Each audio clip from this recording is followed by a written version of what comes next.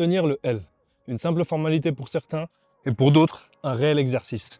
Franchement, le L, c'est très important de le travailler. Pourquoi? Parce qu'en travaillant le L, on va vraiment faire la connexion entre la partie du haut du corps et la partie du bas du corps. En calisthénie, franchement, le L, c'est un mouvement de base parce qu'on va venir recruter la force des épaules pour pousser notre corps.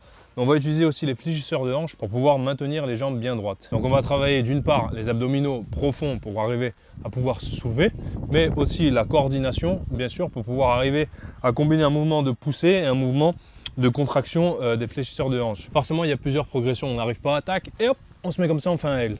Il y en a qui arrivent parce que si tu as une bonne musculature et que tu y arrives, mais si tu l'as jamais travaillé et si jamais tu es en surpoids, si vraiment tu fais pas beaucoup de sport, c'est normal que ça te paraisse vraiment compliqué de faire cette figure-là. Mais si tu t'abonnes et tu suis mes conseils, ne t'en fais pas. À la fin de la vidéo, tu vas peut-être y arriver, mais sinon je vais te montrer les exercices, exactement ce qu'il faut faire, le chemin à suivre, les différentes progressions qu'il faut faire pour un jour arriver à faire le L. Donc bien sûr, plusieurs progressions. Arriver à faire le L sur le sol, ça demande déjà une certaine compression au niveau des épaules. Donc je vais vous montrer d'abord les premières progressions à faire et ensuite on reviendra sur le sol. Donc bien sûr, comme je le disais tout à l'heure, en fait pour arriver à faire le L, il va falloir faire preuve d'une certaine compression. Donc sur le sol, c'est plus compliqué parce qu'on a moins d'espace et donc ça demande plus de trucs. Donc si tu viens de commencer, moi je te conseille de faire ça. Tu prends un muret, une table si tu es chez toi, 2 chaises, le tout c'est de se surélever.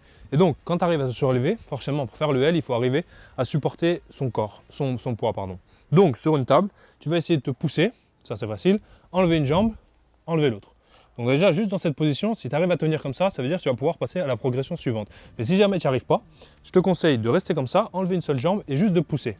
Tu vois? Donc là, tu vas pouvoir travailler ta compression et en même temps, tu vas remplacer. Hop, tu changes. Parce que juste le fait de tenir sa jambe comme ça, en fait, tu vas commencer à travailler tes fléchisseurs de hanches. Tu vas apprendre à ton corps à soutenir le poids de ta jambe juste en contraction.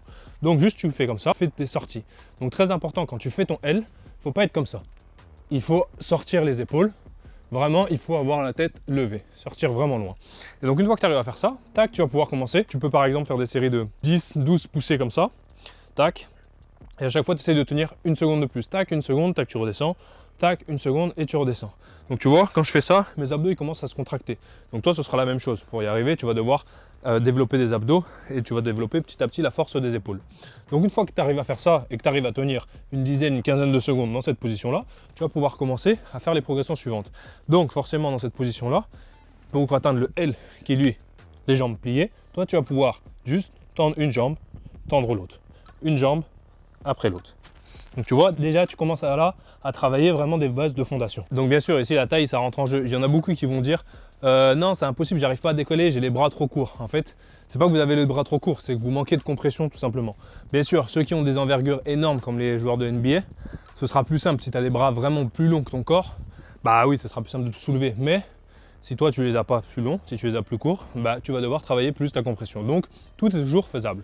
Donc vraiment, si au début tu galères vraiment parce que tu dis non j'ai les bras trop courts, j'arrive pas, j'ai pas de compression, tu peux juste surélever tes mains en faisant ça sur des poignets. Donc là je les ai pas avec moi, mais des poignets de Décathlon, des parallèles, tout ce que tu veux. Mais bon, quand tu commences sur un muret ou sur une table, en fait ça remplace un petit peu, ça te surélève les mains, donc ça peut faire office aussi de parallèle et de poignet. Donc je vais te mettre de profil, comme ça tu vas bien comprendre. Une fois que tu arrives à te soutenir avec la table, en fait tu vois les fesses qui partent à l'arrière, en fait le truc c'est pas ça. Il va falloir que tu arrives à pousser les hanches devant. Une fois que tu arrives à mettre tes hanches au niveau de tes mains, là tu es bon. Là ça veut dire que tu as vraiment une bonne force et un bon contrôle dans les abdos. Donc tu peux travailler dans un sens, celui-là, tac, et ensuite travailler la force de pousser. Donc tu pousses tes hanches et tu essayes de ramener les genoux vers le coude, enfin vers le menton, pardon. Donc ça déjà c'est un autre exercice. Tu peux faire par exemple, tac, tu te mets comme ça et tu fais des petits coups. 1, 2, 3. Donc tu vois, tu en fais 5, 6, normalement c'est dur, même pour moi c'est dur, donc toi si tu viens de commencer ce sera dur aussi. Donc tu enchaînes cet exercice là. Donc vraiment l'objectif c'est d'arriver à mettre ses fesses derrière les mains. Donc tu vois, tac. Donc c'est un exercice qui est certes avancé, mais ça va au moins t'aider sur après toutes les figures que tu vas vouloir faire en calisthénie. Et surtout quand on va passer au sol, en fait ce sera beaucoup plus simple parce que tu vas dégager plus de place. Parce que si tes fesses sont à l'arrière, en fait ce sera beaucoup plus dur, tu vas devoir pousser. Alors que si elles sont vraiment devant, ben là tu vas pouvoir être plus tranquille. Donc ça c'est tout ce que tu dois faire sur un muret, sur une table, entre deux chaises et ensuite tu vas passer au sol. Donc une fois que tu es arrivé à faire tout ce que tu arrivais à faire sur la table, tu vas pouvoir passer au sol. Sauf qu'au sol ça va te demander beaucoup plus de travail, mais comme tu es fort, comme tu me suis, comme tu es abonné et comme tu as partagé la vidéo à tes potes et tu as mis un pouce bleu, tu vas y arriver. Donc au sol pour venir travailler la compression. Alors des petits problèmes qu'on peut avoir quand on travaille au sol. choper des crampes ici. Franchement, c'est horrible. Ça m'arrive encore aujourd'hui de temps en temps quand je suis dans certaines positions en calisthénie, par exemple en dragon flag. C'est horrible. Franchement, la position ici, mais ça, tu vas pouvoir l'étirer avec ce petit truc. Donc, entre tes séries, tu peux faire cet exercice-là. Je vais me mettre dans ce sens-là. Donc, ici, et tu viens étirer comme ça, tac, et tu viens chercher derrière. Tu ouvres la cage, et donc là, tu vas venir étirer ici, le fléchisseur, le psoas. Franchement, c'est normal que ça te fasse des crampes. Après, tu peux avoir des crampes ici, forcément, dessous, parce que là, tu peux venir étirer comme ça. Quand tu vas vouloir tendre les pieds comme un gymnaste, engager les pointes de pied, là, ça va être chaud. Mais tu viens t'étirer à chaque fois sur un mur, tout le temps. Et petit à petit, c'est que ton corps n'est pas habitué à effectuer une force musculaire dans cette amplitude-là. Donc c'est normal qu'au début, ils te disent « Non, frérot, je ne peux pas ». Mais tu lui dis « T'inquiète », tu l'étires, tu le relaxes, et petit à petit, tu progresses. Donc au sol, les différents exercices que tu vas pouvoir faire. Donc sur le sol, juste essayer de se lever forcément comme ça. Donc là, tu peux le voir à l'écran, quand je fais ça, j'ai tout qui commence à travailler. J'ai les pectoraux et j'ai les abdos. Donc juste se lever comme ça, ça va demander aussi de la force. Et tu vas commencer à pouvoir travailler ta compression. Peut-être qu'au début, tu vas juste arriver à faire ça. Tac, mais c'est pas grave, chacun a son début. Donc tu commences à travailler tranquillement. Un autre exercice, tu vas commencer à travailler uniquement tes fléchisseurs de hanches. Donc, juste sans les mains, tu vas juste essayer de lever les jambes en les gardant droites. Si vraiment c'est trop dur, tu peux essayer juste de les lever en les ayant fléchis. Ensuite, tu vas combiner l'un avec l'autre. Donc, tu vas te pousser, et tu vas pouvoir lever une jambe et après l'autre. Donc là, vraiment, tu vas commencer à travailler profondément. Forcément, c'est normal. Donc bien sûr, quand tu vas travailler au sol, tu vas venir mettre beaucoup plus de tension sur tes poignets. Donc, je te conseille de regarder mes vidéos qui sont faites soit sur mon Instagram, soit sur YouTube, je ne sais pas quand est-ce qu'elle est sortie, pour comment renforcer et étirer ses poignets. Mais je te conseille bien sûr de faire des petits étirements, de faire du relaxation. Tac, tac, il y en a plein sur mon Instagram. Je pense que je vais en épingler un parce que c'est très important les poignets. Donc, renforce tes poignets. Comme ça, tu arriveras là-dessus. Sinon, comme je t'ai dit tout à l'heure, si ça vraiment ça te fait trop mal, prends des petites parallèles. Il y en a qui le font sur les poings. Moi, je préfère renforcer mes poignets et de pouvoir les faire comme je veux sur les poings, sur les parallèles et tout. Comme ça, aucune limite. Donc, une fois qu'on a fait tout ça, tu vas devoir faire la même chose, les mêmes types d'exercices que tu as fait sur la table. Donc, quand on récapitule, on a dit, je vais me mettre profil comme ça, tu verras bien. Donc, tu vas engager, tu vas te soulever les pieds. Et tu vas essayer de tendre une, deux. Ça, c'est le premier exercice, juste tendre les jambes. Le deuxième exercice qu'on a fait sur la table, si tu te rappelles bien, on va essayer de pousser le bassin devant les mains, ou au moins au niveau des mains. Donc, c'est-à-dire, on va essayer de ramener les genoux au niveau du menton. Donc, on se met en position, tac, et on essaye de pousser, tac, tu vois, hop, hop. Et toujours, bien sûr, de la façon sur le sol, tu ne pourras pas être recroquevillé. Si tu es recroquevillé, ce sera impossible pour toi de pousser. Ou alors, il faut vraiment avoir des bras très très grands. Mais donc là, il va falloir vraiment sortir le cou.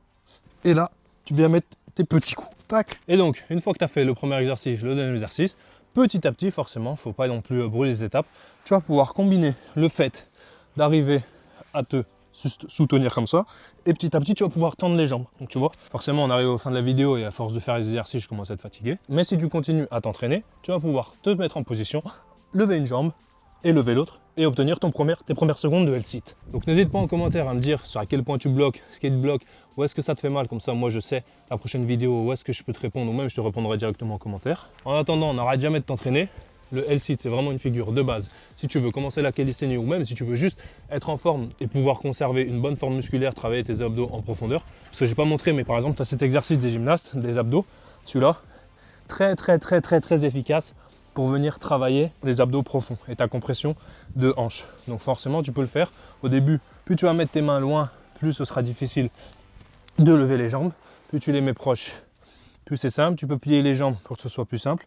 Mais vraiment, travaille tout ça, ne sois pas pressé. Juste après, je vais faire une vidéo workout pour travailler son L-sit. Donc toi, choisis la progression adaptée et tu as juste à suivre la vidéo avec les tampons qu'il faut. Mais si je devais te donner une routine d'entraînement, tu peux faire par exemple des séries de 6 à 8 répétitions. Donc que ce soit pousser, que ce soit lever les jambes. Donc ça, tu peux faire 3 séries de 8 répétitions.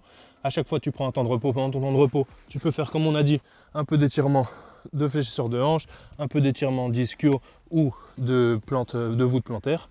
Franchement, il n'y a aucun problème. Tu peux prendre 30 secondes de récup. Tout dépend de toi. 30 à 1 minute, je pense que c'est suffisant. Et voilà, si tu t'entraînes régulièrement, je pense que le L-sit, ça tout dépend d'où tu pars, bien évidemment. Je pense qu'une fois que tu as compris et que tu maîtrises un petit peu ton corps, tu peux le contrôler assez rapidement. Donc c'est en hiver qu'on travaille ce qu'on va faire en été. Donc par exemple, tu vas pouvoir travailler le L-sit ici sur des parallèles, pouvoir après monter en équilibre en étant bien gainé.